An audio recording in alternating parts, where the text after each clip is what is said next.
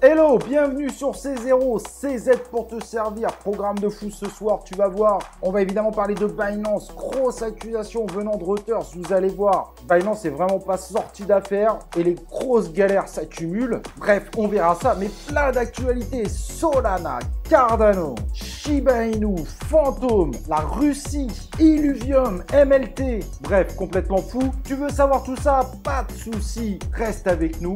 Journée 100% actu, vidéo de folie. Let's go!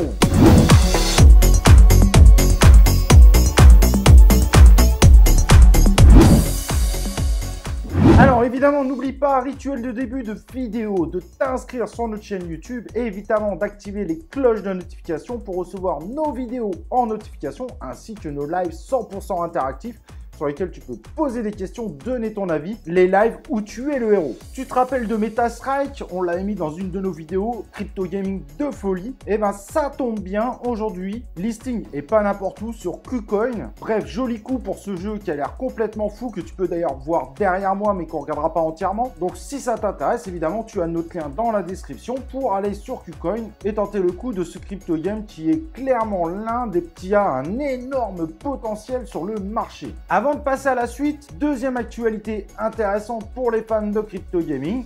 Vous pouvez vous inscrire pour tenter d'être sélectionné sur la bêta d'Illuvium. Je ne sais pas si tu te rappelles de la bêta, c'est un truc de dingue. Les phases de gameplay nous avaient complètement impressionnés. Bah écoute, tu peux tenter ta chance. On te met le lien en description et peut-être que tu feras partie des heureux élus qui vont pouvoir tester Illuvium.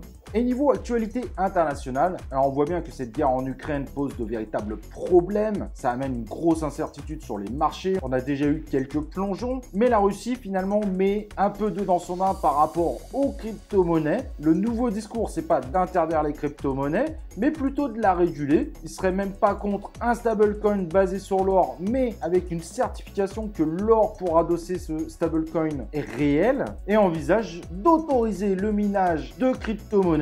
Donc la Russie n'a pas du tout l'intention d'interdire tout cet univers de la crypto-monnaie. Elle veut plutôt prendre un maximum de contrôle autour de ce sujet et d'avoir évidemment un maximum de capacité pour bien survivre. Toujours autour des actualités internationales, le FMI, le Fonds monétaire international, estime qu'il y a des risques importants d'avoir le Bitcoin comme monnaie officielle du pays. Donc ils exhortent évidemment le Salvador de revenir sur leur décision et donc d'enlever évidemment le Bitcoin comme monnaie officielle du pays et de revenir tout simplement sur leurs anciennes monnaies et uniquement sur cette ancienne monnaie. Est-ce que le FMI fait ça pour essayer de contrer le Bitcoin qui pourrait être vu indirectement comme un actif non contrôlé? Est-ce vraiment de bonne foi pour le Salvador parce que le FMI aurait vraiment peur que le pays s'écroule à cause de ça? Je vous laisse seul juge. Ce qui est sûr, c'est que niveau calendrier, ça tombe plutôt pas mal. Le Bitcoin avait bien chuté. Rien de tel qu'un avertissement à ce moment-là pour augmenter les peurs, évidemment, du gouvernement et des grosses entreprises, évidemment, qui sont fortement liées. Grosse tourmente au niveau d'OpenSea. Un bug a permis d'exploiter une faille qui a permis à un revendeur de mettre la main sur un grand nombre de NFT, dont les Bored Apps. Donc, ce qui fait évidemment très mal. À cause de ce bug, certains utilisateurs ont perdu leur NFT, dont un utilisateur d'ailleurs qui nous rappelle que son Bored Apps a été vendu 0,77 Ether, donc pas grand chose en soi, qui derrière a été revendu 192 000 $. Très bon business et a priori il a pu faire l'opération 7 fois, ce qui lui a permis d'engendrer tout simplement un bénéfice d'1 million $. La plateforme n'a pas voulu du tout s'exprimer autour de ce sujet, mais on espère évidemment qu'ils prendront en charge les pertes, mais évidemment c'est très difficile de réellement les compter parce que ce type d'NFT, ils font partie des rares NFT qui peuvent prendre énormément de valeur avec le temps. Et évidemment, dans la blockchain, un grand nombre de blockchains ne permettent pas évidemment de faire un rollback, donc la perte est évidemment définitive. Shiba Inu fait beaucoup parler de lui. Certains attendent son comeback, d'autres profitent de ce moment pour dire que le token est tout simplement mort. Pourtant, les baleines continuent de les acheter massivement. Il y a encore eu 2 achats comptabilisant 2 millions $. Et quand on regarde les 1000 plus gros portefeuilles d'Ethereum, il faut savoir que Shiba Inu représente quand même 13% de l'ensemble de ses portefeuilles, ce qui est gigantesque. Donc pour le moment, il faut être honnête, le Shiba Inu reste vraiment soutenu et il serait quand même sacrément étonnant que le token meure alors que les baleines continuent à investir dessus. Dire aujourd'hui que le Shiba Inu est abandonné semble être un peu de mauvaise foi sur le coup. Phantom et sa crypto FTM devient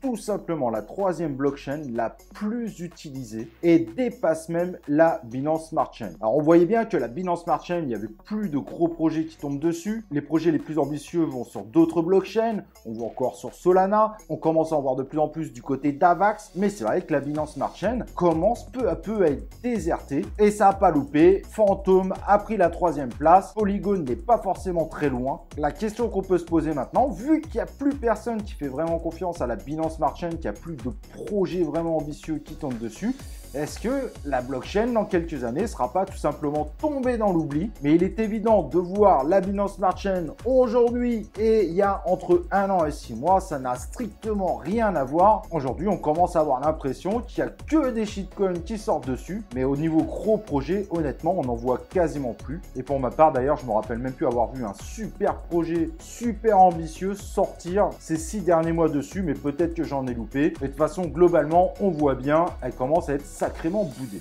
Et l'autre actualité qui fait mal, ADA congestion continue de la blockchain, alors qu'au final, elle est peu utilisée. On l'a vu avec SundaeSwap, il fonctionne quasiment pas dessus, c'est une catastrophe. Mais les problèmes continuent. Mais c'est pas la seule parce que Solana a exactement le même problème. Congestion de la blockchain pendant 48 heures.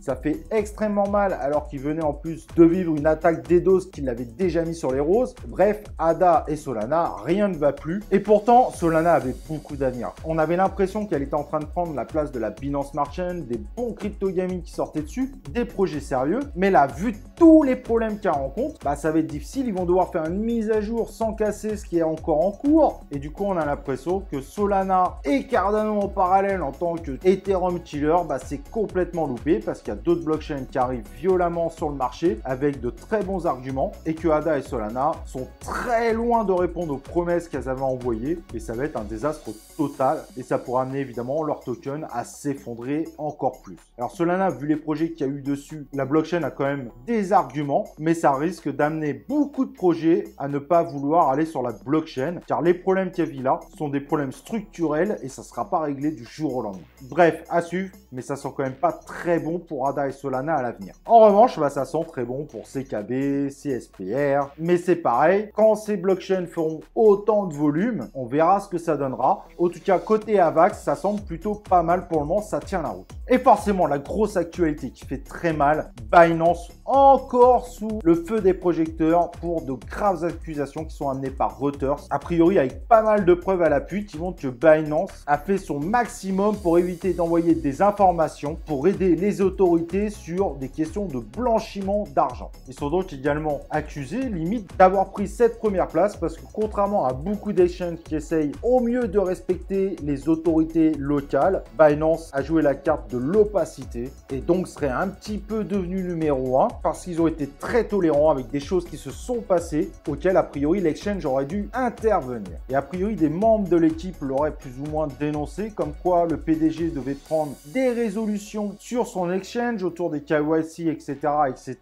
mais qu'il n'aurait pas vraiment écouté les membres employés de Binance, qu'aurait aussi facilité la croissance de cet exchange qui aujourd'hui est numéro 1, même s'il perd peu à peu des petites places par rapport aux concurrents qui sont derrière lui. Binance a quand même communiqué en disant que bon, tout ça, il y avait beaucoup de fake ou des choses obsolètes. Cependant, on comprend mieux pourquoi Binance a de plus en plus de difficultés d'être accepté dans un certain nombre de pays, car honnêtement, les accusations s'enchaînent et pas des toutes petites, et certaines accusations viennent directement des autorités allemandes qui ont donné les documents à Reuters pour montrer le refus catégorique de Binance de les aider dans des histoires de blanchiment d'argent très importantes. Bref, honnêtement, on se demande si Binance va pas finir un jour par disparaître ou en tout cas céder sa première place, car il faut l'avouer, depuis 6 mois, les mauvaises nouvelles s'enchaînent et ils sont en effet de plus en plus dans le viseur des différents régulateurs aussi pour ce type de problème ou ce type d'accusation. On verra bien, mais Binance se prépare à un avenir quand même plutôt difficile.